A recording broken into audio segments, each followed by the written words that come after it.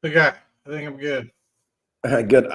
It's funny. I just went live. I was like, I don't know when you're Man, this coming, guy so never has any patience. Never zero patience for Maddie.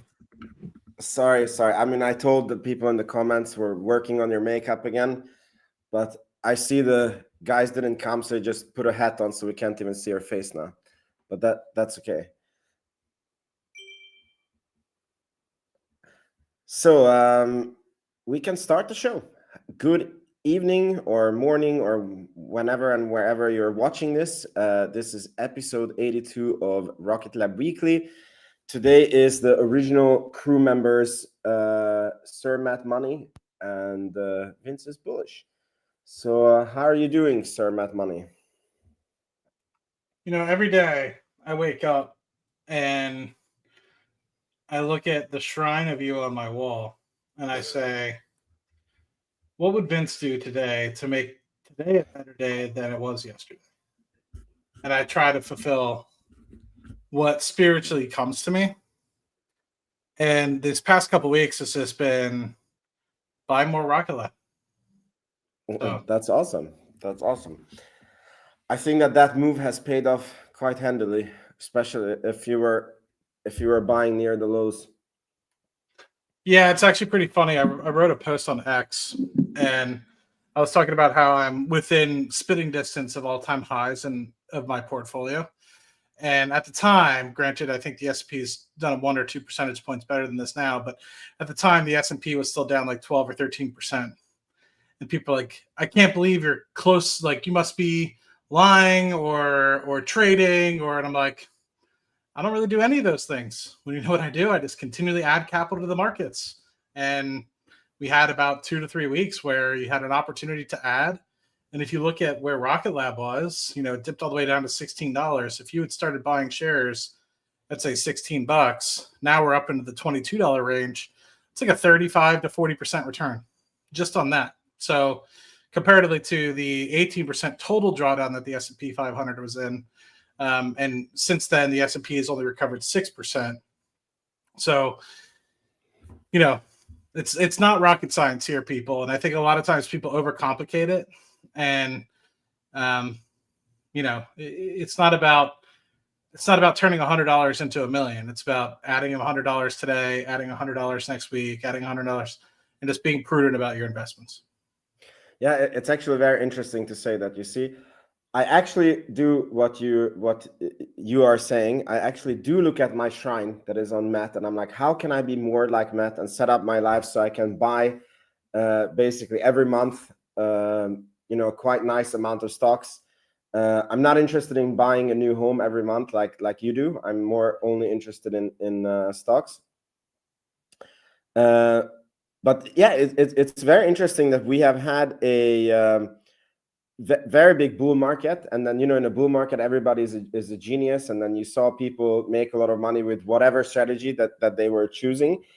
Some people were using leverage, some people were selling options, and then it's so interesting that everybody got hit now with this bear market pullback, and some people got hit a lot more than others. Obviously, the people with the leverage have become very quiet on X and in other places, and the people that are just consistently adding, that they're still with us, their portfolios are doing really, really well. And it's very interesting to see that in the long run, like, even though it feels like it's slow to not use leverage and like buy for whatever you have, like $100 every month, $500 every month, $2,000 every month, like in the long term you are going to win out over the people who are trying to find shortcuts. So Only if they're buying good stocks, though, which I see a lot of people buying garbage stocks still.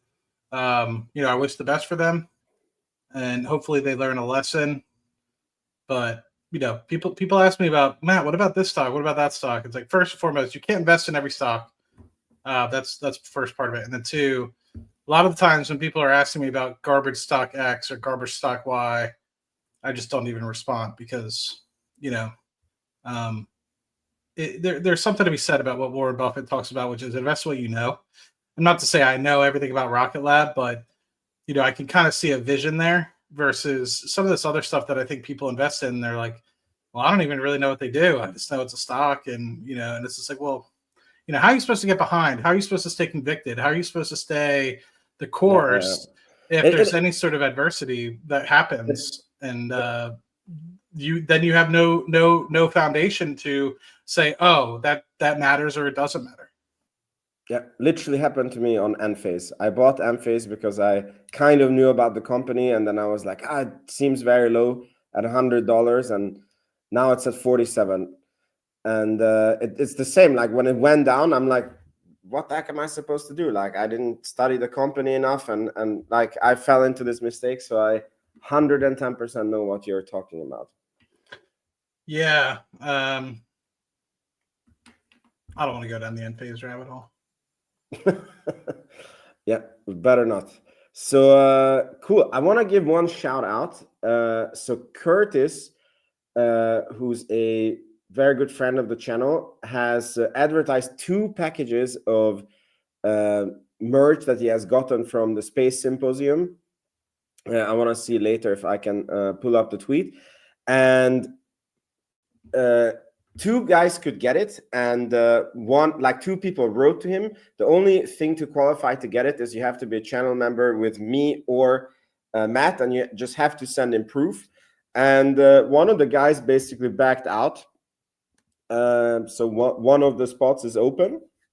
So if you guys want to get that merch, just DM, call me Curtis, and show proof that you are a member of this channel or Matt Money's channel, and you can get it. Cool. I think this might be a shorter episode. Oh, wow. Johnny. Yeah. Member from, that's new, that it says member for a month. Okay, cool. Yeah, much appreciated, my friend. I tell him he doesn't have to, because I think he also has a Patreon as well. So, but I appreciate any support. Yeah. So I was going to say that this one might be a shorter episode because it's the first week when I'm doing Rocket Lab Weekly, when really not much has happened. But yeah, let's cover the news that did happen. I think that there's some very interesting speculation that is worth going into, but we're not gonna do 1 hour just to do 1 hour. Let me see.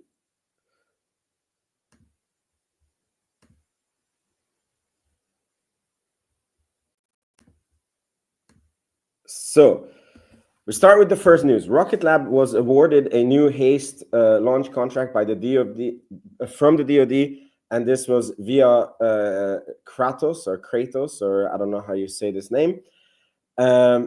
This is yet again showing how HASTE is doing amazing. However, this is a very good example that this win is part of a contract that was very much publicized in January, where they were awarded a 1.45 billion contract as a subcontractor to Kratos, but it was this indefinite quantity, indefinite, what is it called?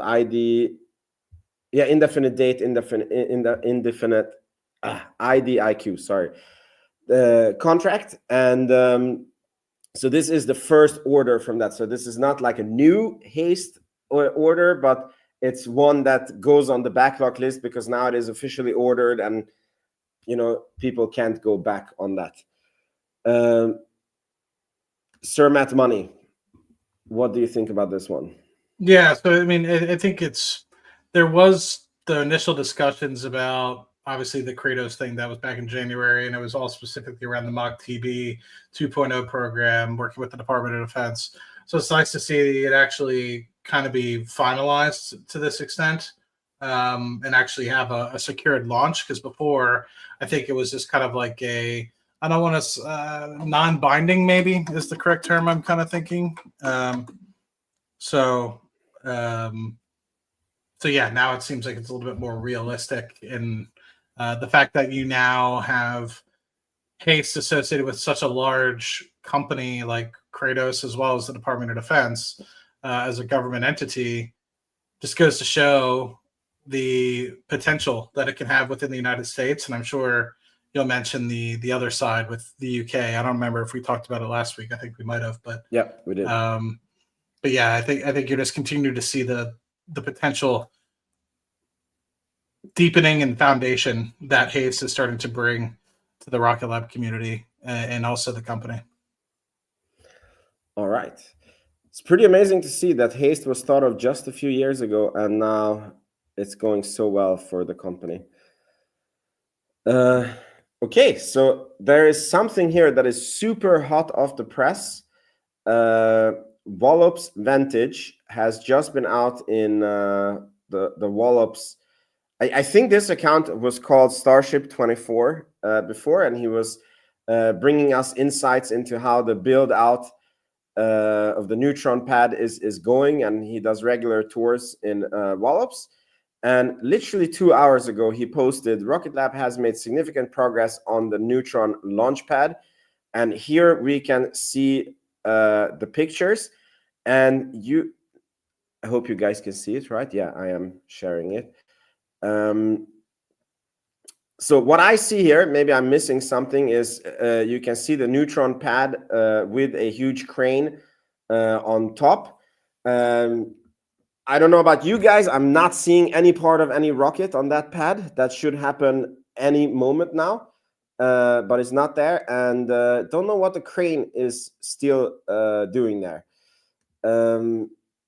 Here's a more close-up picture. If you guys see something very significant, please let me know in the comments. Then this is another picture that I don't know what I'm looking at. And also here, is it maybe that these new tanks are up? And that's all the pictures that he shared. Matt, do you see anything here that I missed? No, and I mean, I was kind of surprised. I don't know if it was this individual that was saying they're going to share pictures later, and I don't know if it's Francisco or somebody else, and now here the pictures are. But I think Francisco's like, I hope there's an integrated rocket on there. It's like, I think we're still a little bit, a couple months away from that. I think we still need to do the static test of stage 2 and a few other opportunities before we actually are able to do an integration test. So I'm sure Francisco was kind of joking, but I still think we're a month or so away before that could even be plausible. Granted, within that month, obviously, you have to have several key things happen before you'd actually see some sort of integration. What do you think, Mr. Vince? Yeah, I mean, obviously, I would love to see that they start integrating Neutron on the pad. But of course, if some parts are missing, then the whole rocket is exposed to the weather and the conditions. I don't think it's good for the rocket to be very long on the stage. So I guess that they are waiting on every part to be completed. But it should be really any minute, because when you look at the website and what steps are left, I believe they have qualified the second stage now fully. So that should be ready. I believe on the first stage, I mean, my armchair rocket scientist viewpoint, it's only the what do you call it? Don't want to say hot fire, but what is it called when they test the engine on the? Is it called static? Yeah, static fire. Exactly. That was the word. So we need a static fire on the first stage. Yeah, and then integration. I don't know what else.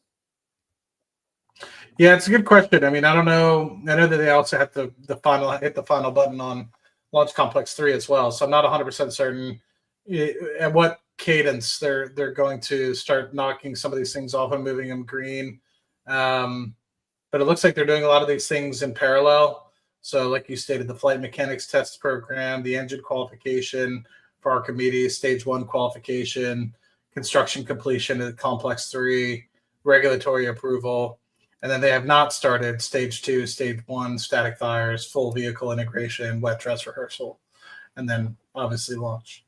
So we still have quite some time, I think, before we see something up there, but it shouldn't be too far away.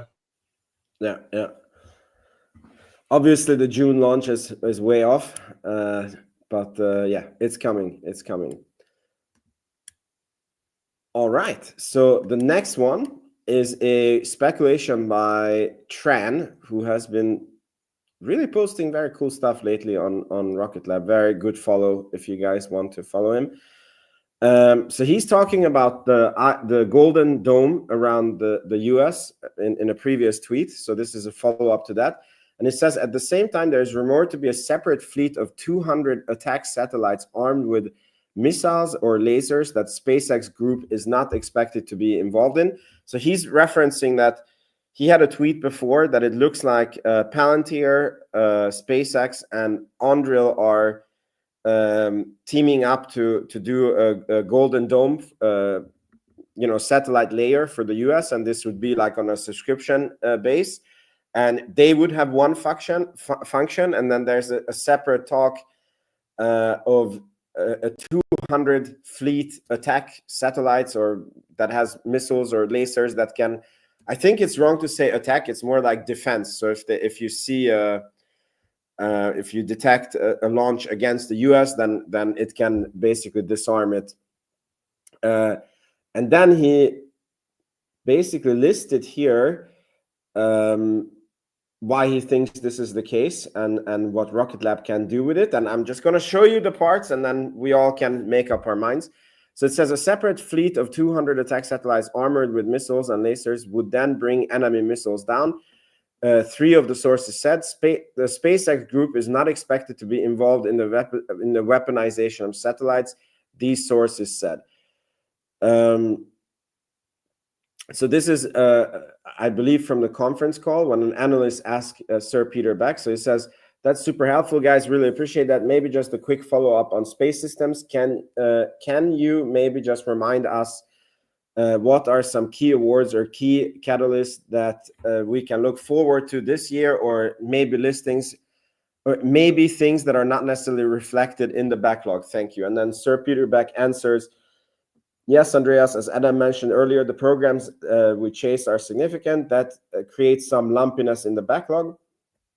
We have been very competitive on the SDA mission and will continue to bid on those. Additionally, there are new missions related to the Iron Dome that we believe we are well positioned for. There is some industry uncertainty under the new administration and defense force regarding which programs are getting accelerated or slowed down. So we have to roll with that a little bit. So here, Peter Beck just mentions that there's exciting opportunities for Rocket Lab in the Iron Dome. And when you look at the Pioneer spacecraft listing, you can see highly configurable medium delta V platform designed to support payloads up to 120 kilograms and unique mission profiles, including re-entry mission and dynamic space operations. Depending on mission profile, Pioneer can be launched on Electron, Neutron, and other launch vehicle. And then, did you guys have audio on this? No. No. Okay, let me stop sharing and reshare it. Because here in this interview, actually, like the Rocket Lab guy answers this.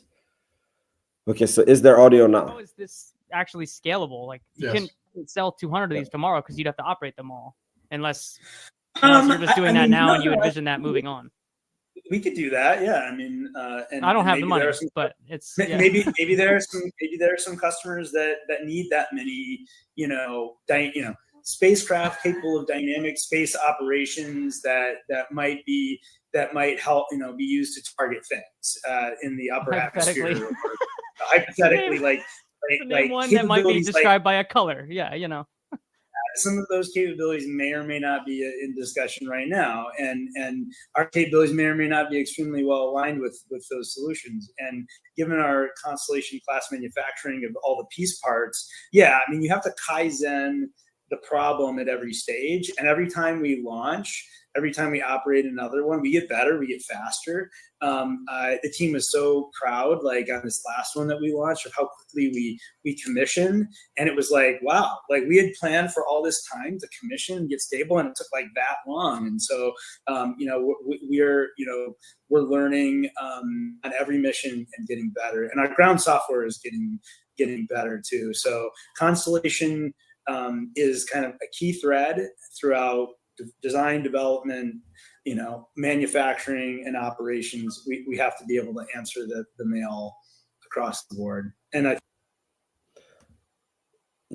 so that was the speculation. So I mean, when I read through this, I definitely feel like Rocket Lab is bidding for this Iron Dome, and I think they have a good chance of winning it. And then it opens up this discussion if this is, Sir Peter Beck would never be into the weaponization of space.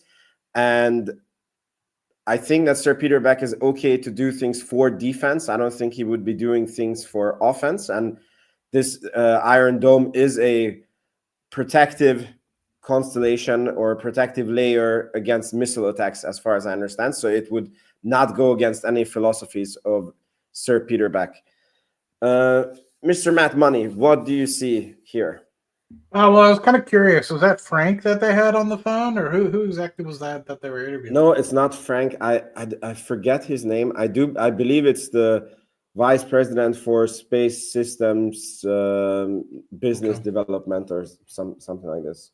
Okay. Let me see. I think that the Rocket Lab's really just setting themselves up for any opportunity that's out there, right? And from the conversations we've had with Adam and Sir Peter, they're really just looking for what the next large total addressable market is, right? And where they can really sink their teeth in.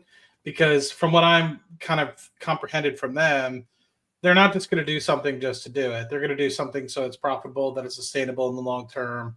And we kind of bring back always the flying people to space thing, right? Like, is there enough of a market for that at the moment for them to do that? Now, they made sure that they have the capability to do something like that, but it's not necessarily they're aiming for right now. It seems like what they see is the large total addressable market that's not spitting, but coming up and hitting everyone in the face is the security defense layer of satellites with respect to that, and then direct communication with devices on the ground, whether that's from a public perspective that ASCS is doing or Starlink is doing, providing internet in remote locations, or in my opinion, what I think Flatlight's going to be doing, and this is an opinion, which is going to be able to provide independent networks for specific companies, whether that's the Department of Defense or whether that's, think of it like a LAN network.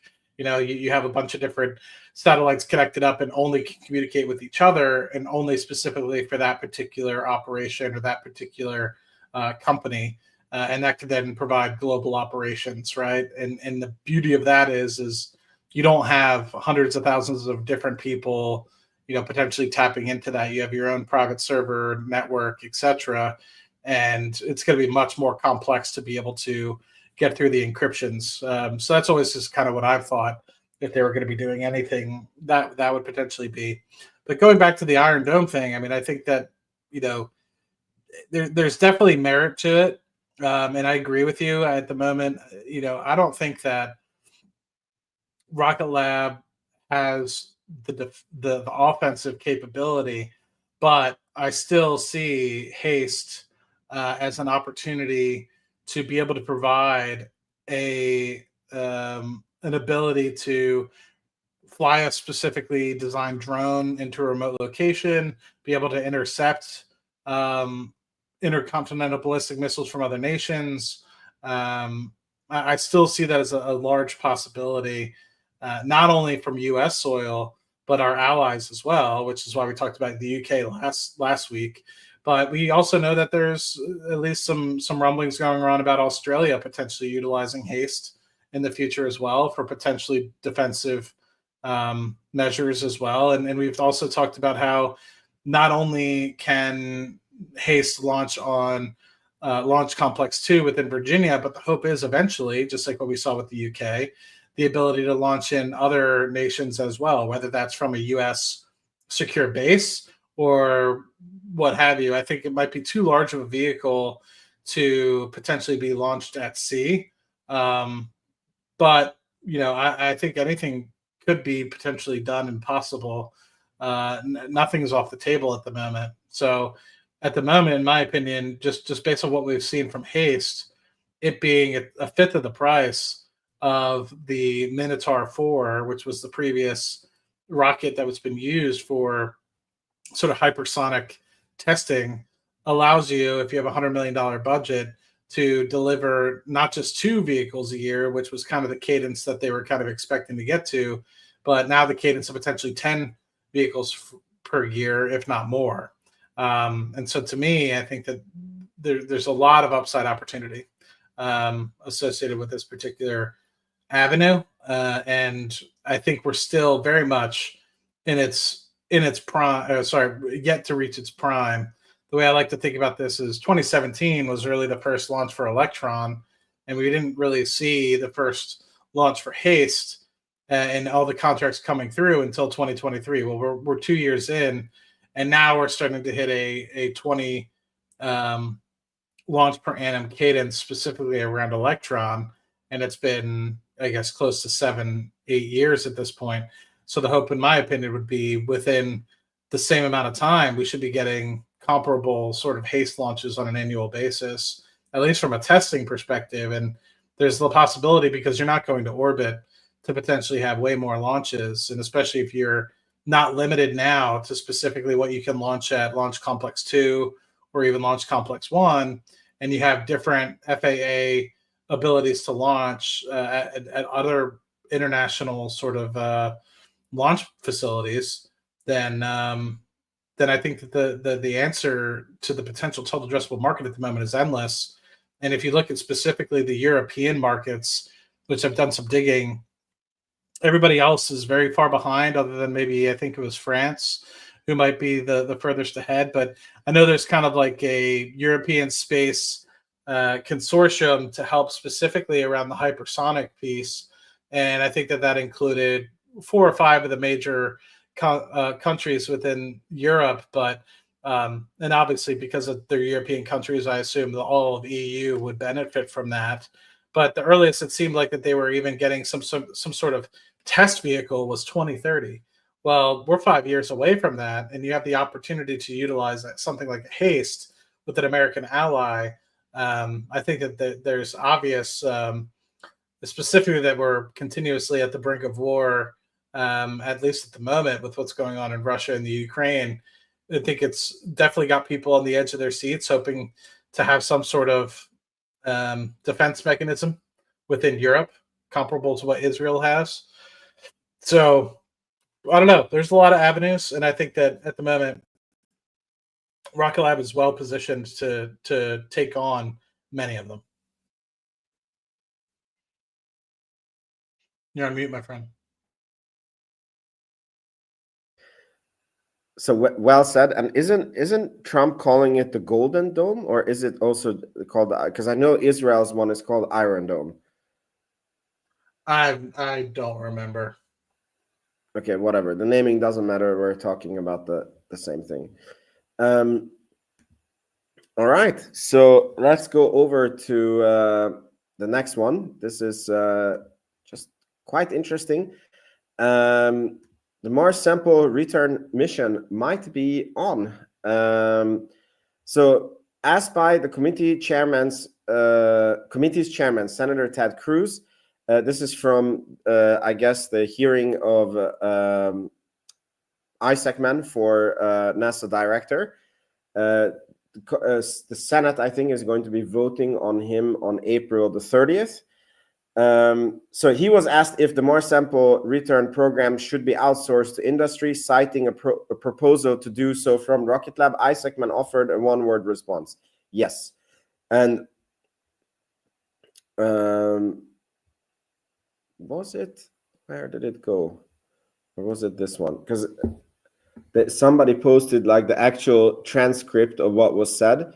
and Senator Ted Cruz basically specifically said, Rocket Lab has put in a proposal that is a lot less than industry. Should NASA give the Mars sample return mission to the industry? And then he was just yes. So for me, it was super bullish that Senator Ted Cruz knew about the Mars sample return mission. He called Rocket Lab by the name, and the one word answer was yes. So very interesting. So, Sir Matt, do you think that this Mars sample return is alive and well, and it's happening, and Rocket Lab has a good chance? Or what do you think of this?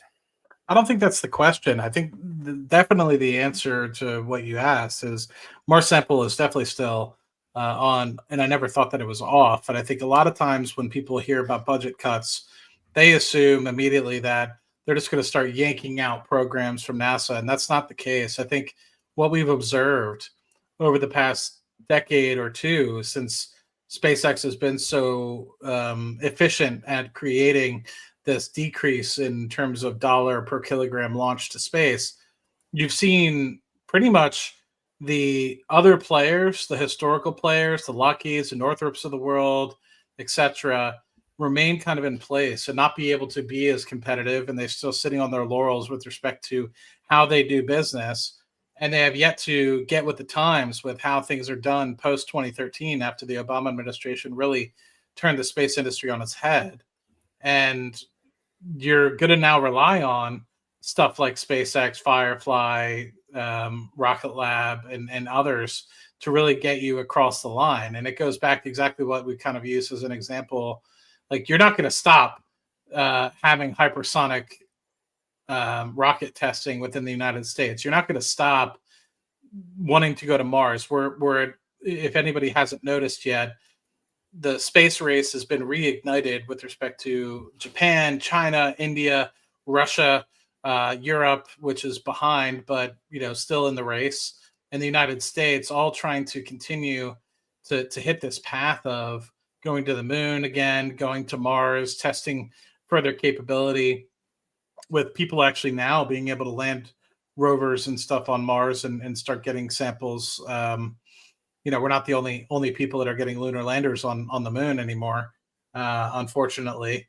So in that respect, I think that the thought process is, hey, let's do this cheaper. Let's do it more efficiently. If we could use a SpaceX, if we could use a Rocket Lab, why not? And to go back to specifically the MSR and what came out of NASA in, I think it was it December or January? Extremely, extremely disappointing. And this goes to show that while the White House is trying to trend towards a certain direction of embracing the privatized space industry and what they've been able to accomplish in terms of being able to be more efficient, the NASA has yet to potentially, or at least the people that are at the Mars sample return mission, have yet to truly embrace that.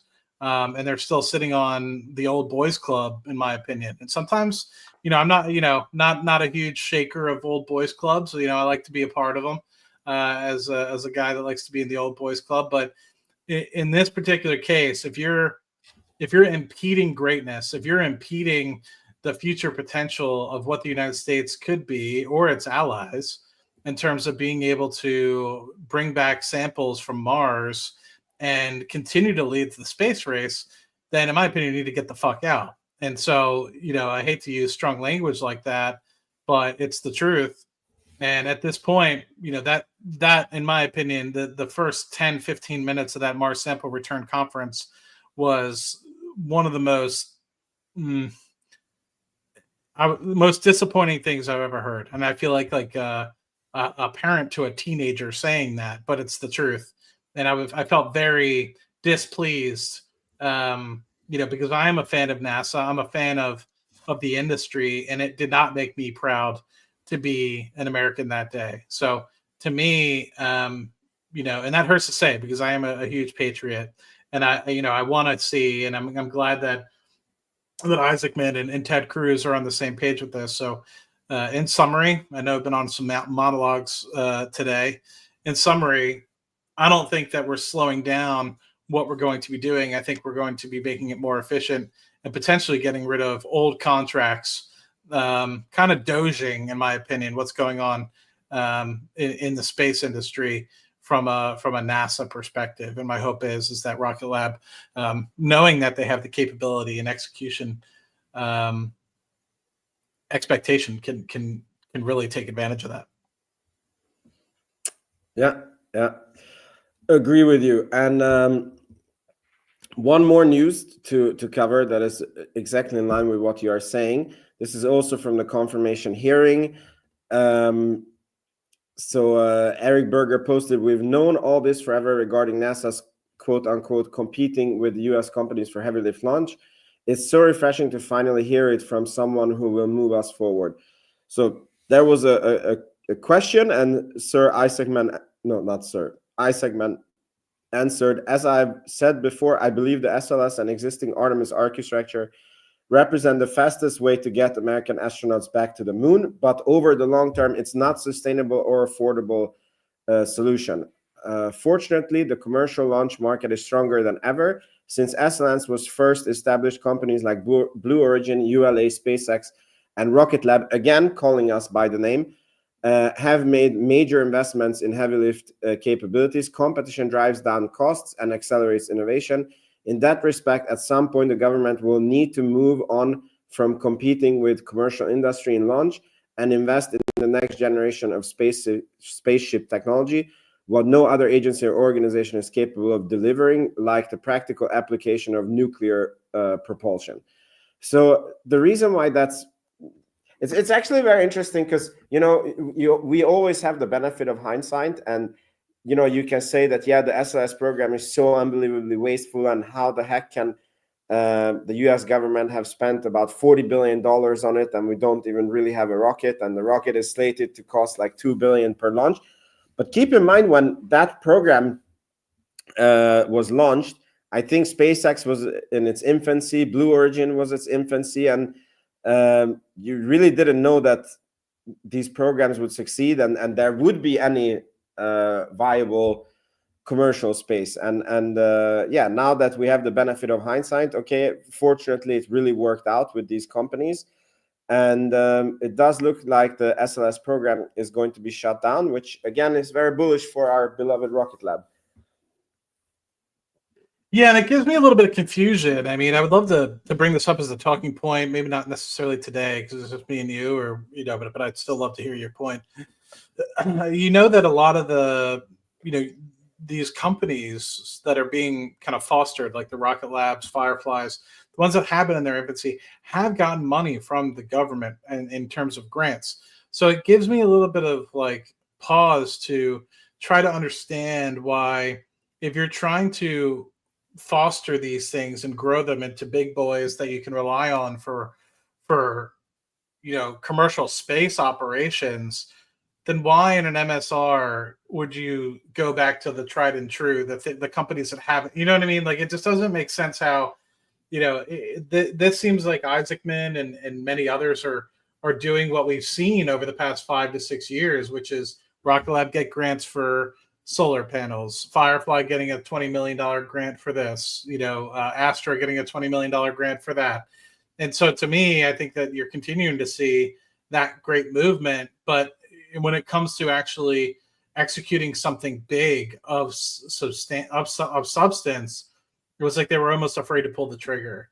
And I don't know if it's just the gentleman that was leading the MSR, and maybe it's just a bad showing specifically of that particular project, and it doesn't show or relate to the other projects that are ongoing, like Artemis. Because I know Artemis for a fact is using Blue Origin. They are using SpaceX, right? So I know the Artemis 3 or 4 missions are definitely considering that, and I think Blue Ghost is a part of that as well. So I think that will be a part of it, but why they would then exclude them from MSR is still head scratching. So, I like where this is headed. I'm confident. This gives me a little bit more confidence. I didn't see this, so this gives me a little bit more confidence that at least that you have now leadership in people that are potentially trying to push things in the right direction. As I've thought that other things were going right. It was just the MSR that kind of gave me pause. Yeah, I mean, I'm not an expert here.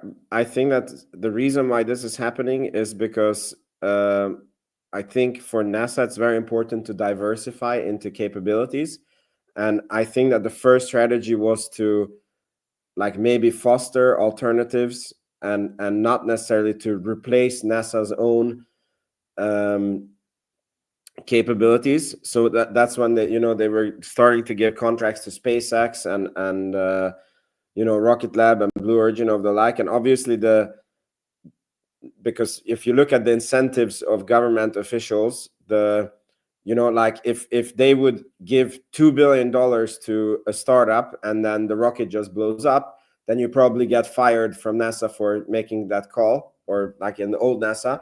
And if you give $4 billion to Boeing and the project goes nowhere, then it's like, yeah, but I made the safe call because it was Boeing and we have used them so many times, and you don't get fired. So I think that there's a little bit of that. And I think as time moves on and as the industry gets more and more foothold into NASA, I think it will be more and more safe to use industry for, to basically take bigger risks. Yeah,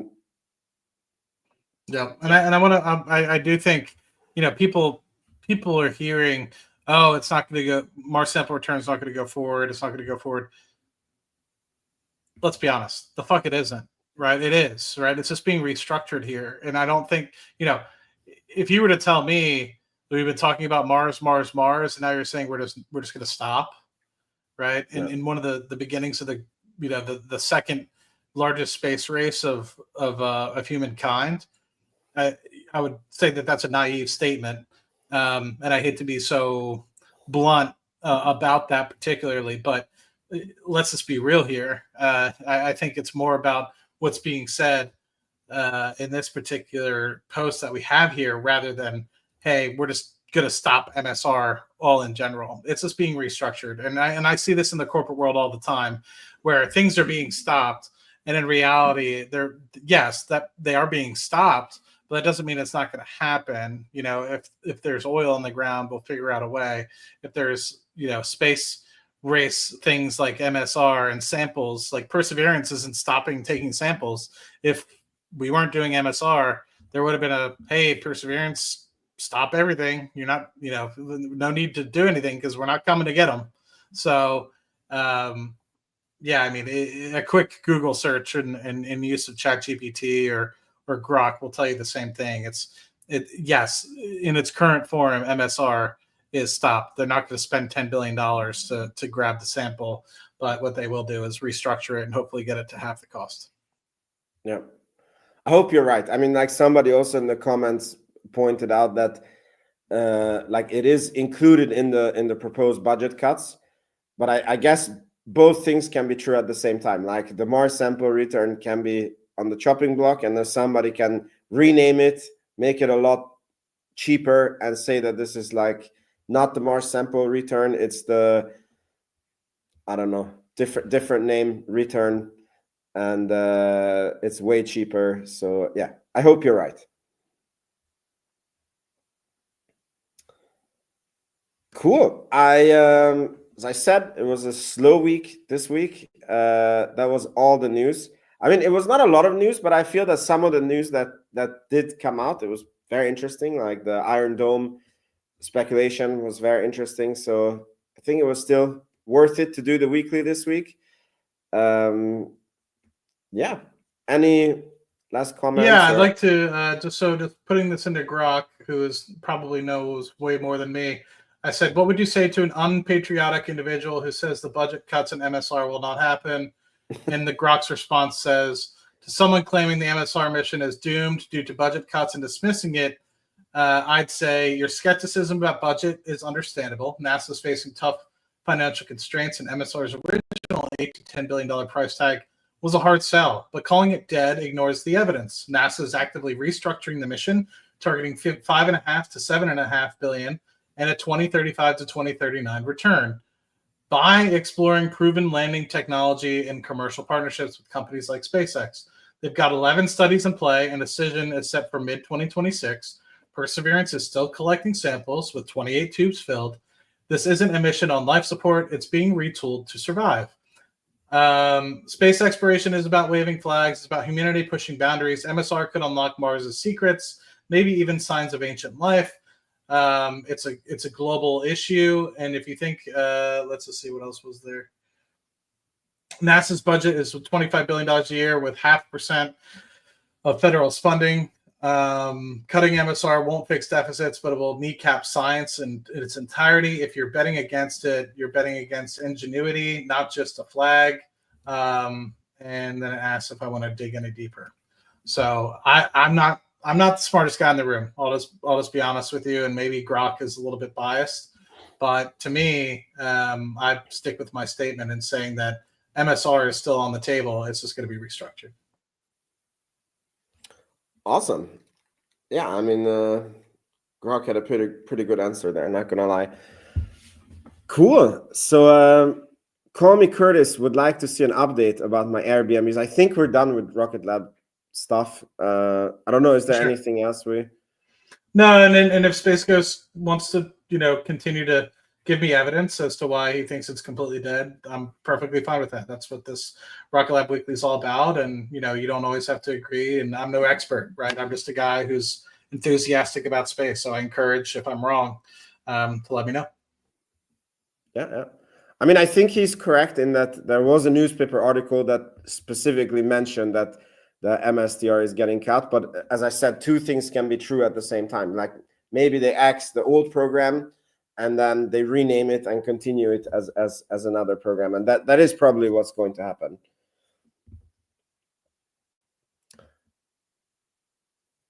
Curtis, I think Adam King is nominating himself for the... It goes down in the DM. Yeah, exactly. Cool. So, I want to show you guys the Airbnbs that I have been working on. So this is you see my screen, right? You can see my screen. So this building has 8 apartments, and all of them are going to be Airbnbs. And then like this is one apartment. One on top, one here, one there. This one was the first one that we are listed. I can show some pictures. Is there like a photo tour on Airbnb? I don't know how much you guys can see. It's my wife who does the designs, and I've been running the pictures? Did you get a professional photographer? They're phenomenal. Yeah, thank you. Yeah, we did get a professional photographer. So I keep. Do you mind me asking, as an Airbnb also host? Yeah. How much did you pay for the pictures? Oh, very little. It's like a very funny story. So there was a guy who did the pictures of the other Airbnb that we run, and it was like it came via Airbnb, and he charged, I think it was like $400 or something like this to do like one apartment, right? And then here he was doing 8 apartments at the same time. So we were going like, okay, so 400 times 8, it's going to be probably I'm so slow in my head right now. Like $5,000, yeah. No, I'm not smart. No, not $3,200. Yeah, right. Yeah, and then we thought, but there must be some, discount because it's all in the same place and he can do it. And then we told the guy like, can you give us an offer? And he was like, yeah, sure, $1,000. And we're like, what? Okay, we don't argue. We take it. So like, if you go like per apartment, it became like, what is it, like $1,000 divided by 8, $125 per apartment. I think that's a pretty good. It's a great deal. Yeah. I keep trying to convince my sister to hire a professional photographer because it really does make a huge difference. And the cameras make it so much, they capture so much of the personality. And I think it depends on your Airbnb market. So this turns into Airbnb Weekly, but whatever, Okay. So because if you have a lot of competition in your area, I do think that you need the pictures to like you need to give like I saw somebody who was saying on a video that you can furnish an Airbnb for $10,000 or you can furnish it for $15,000, and that 5,000 extra that you pay, it might mean that if you're like in an area of like 100 listings, like your listing is booked all the time, whereas if you cheap out on your like on how you do the Airbnb, then you're just one of the other listings that gets like the leftover bookings, when everything else is. So it's an interesting business. Here's the next one. This is another side of the building. And yeah, like the last 8 weeks, that's why I've been gone. I mean, we were sick 1 week, so it was basically almost a week per apartment to set up. And yeah, like I was running around, like getting all the furniture, putting them together. Yeah, we were doing the outside, all the installations, internet, there's like a lot of fucking work with like putting all the kitchen together. It's basically like ready to live in if you come. Like you can just come with the backpack and yeah, you will be able to just and here's beautiful. Thank you. Here's a third one. It shows which part of the building.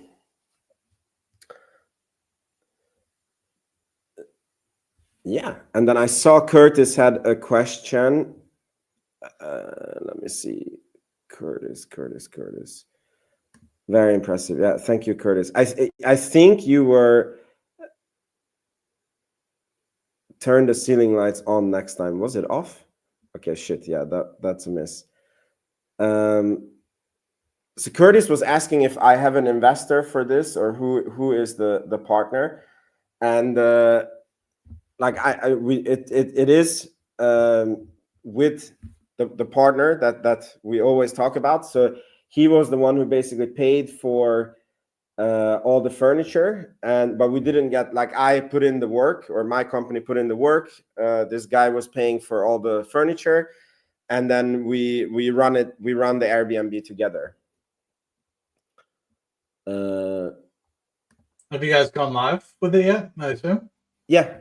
It's like not all 8 is live because we had it's funny, we had issues with booking.com for like days that it was like not because we have like, I don't know, are you guys exclusive on Airbnb or you have a channel manager? We looked at Booking actually, and we had so many issues with it that we just decided to not use it. And VRBO and Airbnb are so prolific now in the US that we said F booking.com.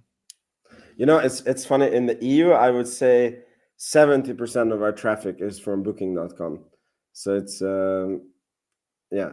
And they're a bit more complicated, but in many ways,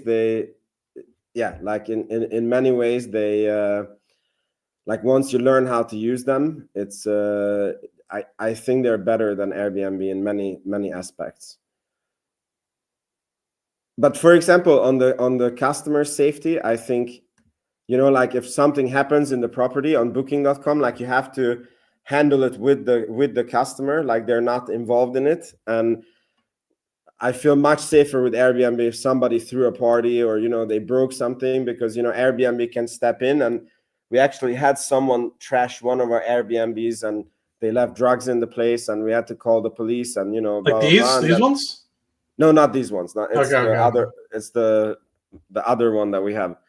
And Airbnb paid for all the damages, and the guest didn't pay for the damages. So on booking.com, that would have been just lost. No, we've had more recently, we had some college seniors and they promised us they'd behave, and of course they didn't. And they ended up inviting more people.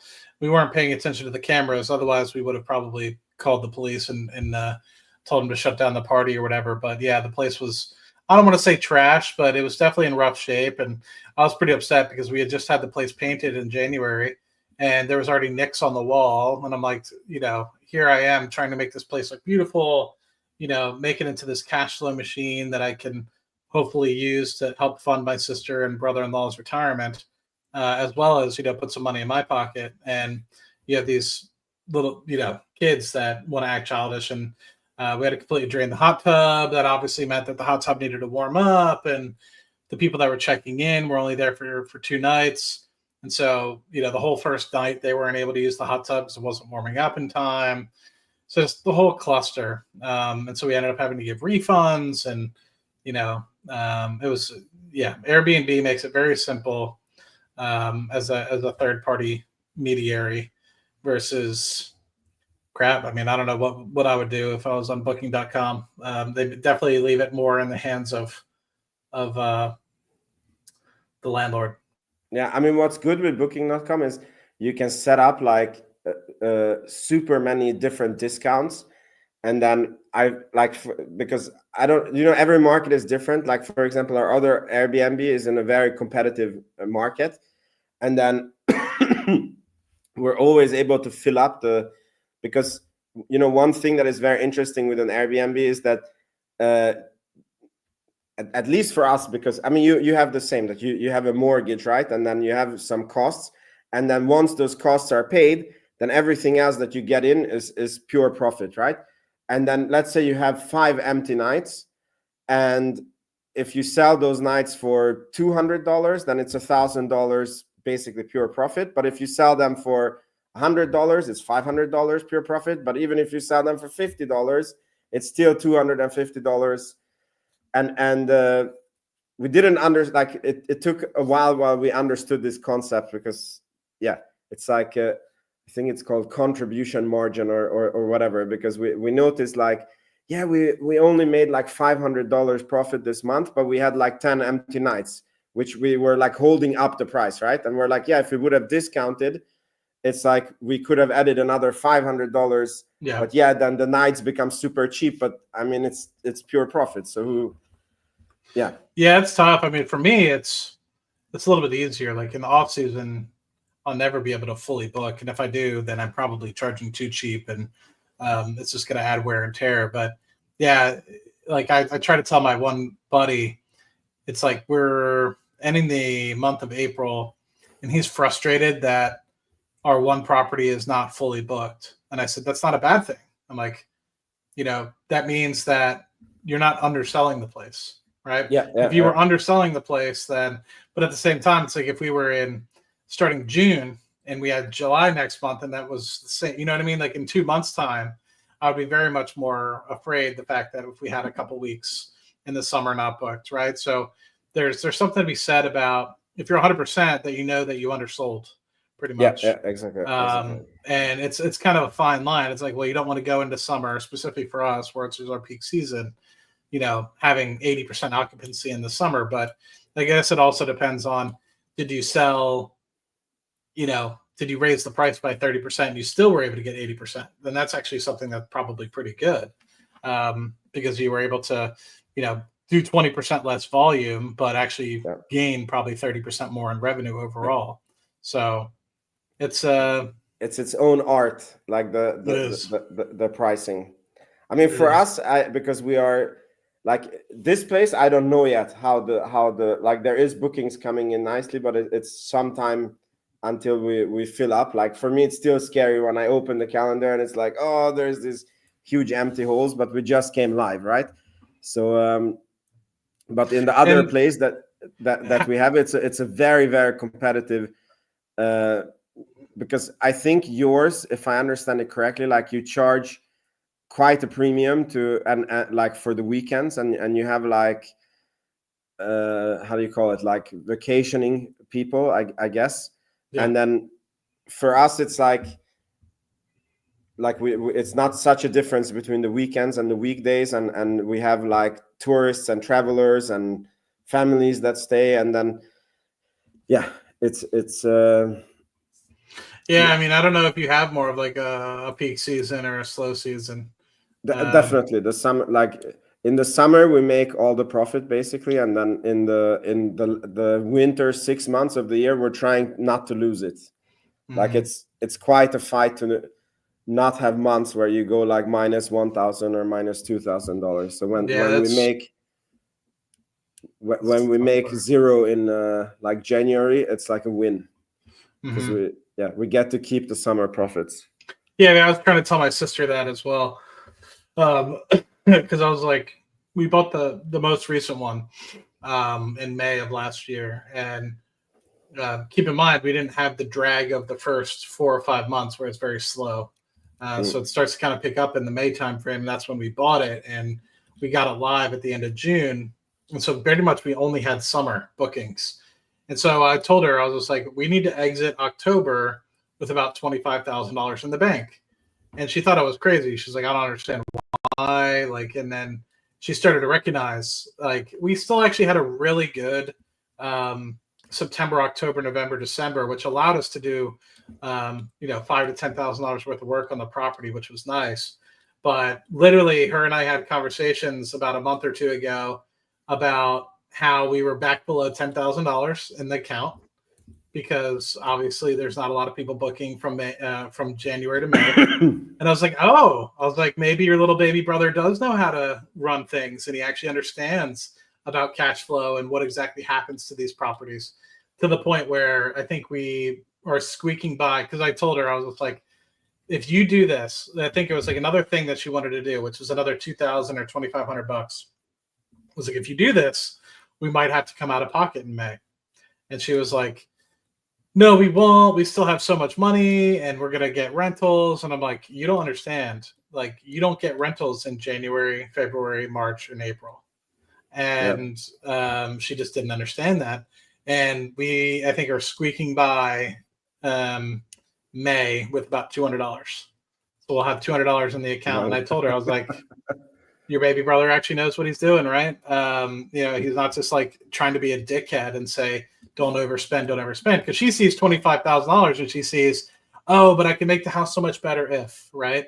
And you have to realize it's like there's diminishing returns. Yes, like you want to make the home beautiful, you want to make it inviting, but changing a copper faucet that could cost you $50 and trading it in for a $300 faucet, when they have the same purpose and generally same aesthetic, it's like you're not going to get a return on that.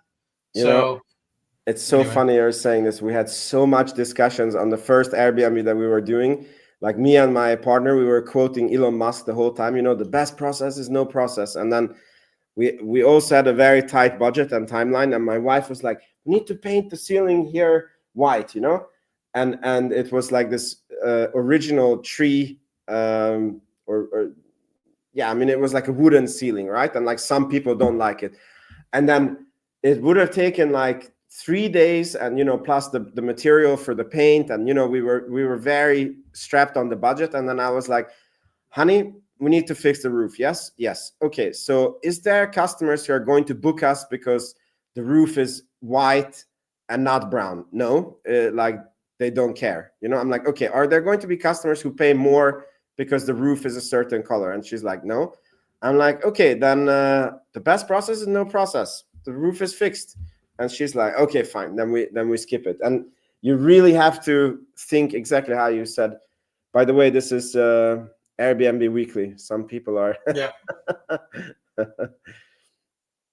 But no, 100%. I mean, I told my sister, she's like, ooh, we have so many bookings, and because a lot of our bookings happen way in advance. Like, we have pretty much all of July and August, and I think we have like 1 week left available in June, and everything else is booked. And she's like, we're gonna make this much profit, and this and that. I was just like, okay. I was like, just like last year, I was like, I'm gonna have to put you on an allowance. Like, if you hit certain thresholds, I will give you, $2,500 for every however many thousands of dollars you get in additional revenue. But I was like, until you hit whatever the number was, I was like, you get $0. But it was like, if you go 5,000 above that, I was like, I'll give you $2,500.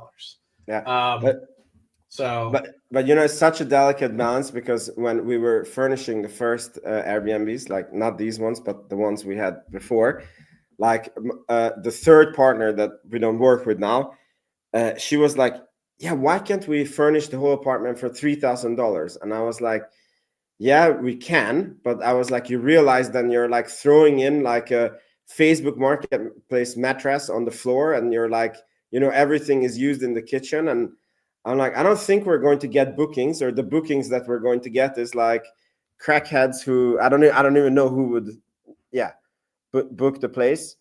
And she was very upset that we were like, no, the budget is going to be $10 to $12,000, per apartment.